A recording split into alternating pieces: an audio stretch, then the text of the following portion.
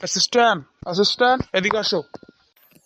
হ্যাঁ স্যার, আসছি, একটু কাজ আছে, আমি কম্পিউটার কাজটা সেরে তারপর আসছি। জি স্যার, বলেন। যে যে চাকরি নিতে আসবে তার থেকে 1 লাখ টাকা ঘুষ নেবে, বুঝছে? আর যারা একটু বড় লোক তাদের থেকে 2-3 লাখ টাকা ঘুষ নেবে, ঠিক আছে? ঠিক আছে স্যার। তোমার টিপস নেবে 50,000 আর আমার টিপস নেবে 1 লাখ, তাহলে হয়ে যাবে। স্যার, আপনি তো আমার কথা ভাবেন। আরে দূর, তুই আমার অ্যাসিস্ট্যান্ট না, তোর কথা ভাববো না? তুই যা, তোর অফিসে যা, আমি আমার অফিসে যাবোই। ঠিক আছে স্যার।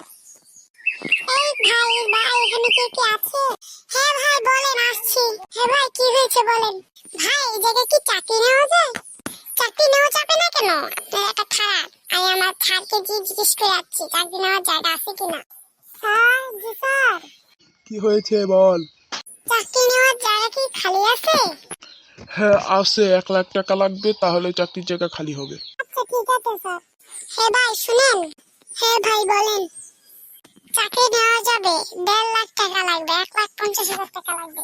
স্যার, আমি অনেক গরিব মানুষ, আমার একটু কমাই উঠবে না। আপনি গরিব মানুষ বলে আপনার সাথে 1,30,000 টাকা রাখতে পারি। স্যার, আমার কাছে একটা টাকাও নেই স্যার। বাবা মা অসুস্থ, আমি গেছিলাম চাকরি করে স্যার। আমার একটু চাকরি দেন স্যার। আরে শালা, টাকা ছাড়াইছে চাকরি নিতে, তোর থাবুরদা ঘুরেলাম আর হালা টাকা ছাড়াইছে চাকরি নিতে। আমার কোনো টিপস নাই, হ্যাঁ? নাকি তোমাকে খালি টাকা দিলাই মনে কি তুমি 1 লাখ, আমার দিবে 50,000। তাহলে চাকরি দেওয়া যায়নি, আমার বাবা মা অনেক অসুস্থ স্যার। আমি বই যাবো, বই ধরে বিয়ে জানো তো স্যার। এই টাইম পাস করে না তো আপনি জানগা, আমি আমার কাজে যাই। স্যার শুনেন স্যার, 1,30,000 টাকা দিতে পাবি, নাহলে পাবি না। গরিব মানুষ কোনো চাকরি নাই, গরিব মানুষ কোনো চাকরি নাই, জেনে যাও খালি ঘুষের কারবার।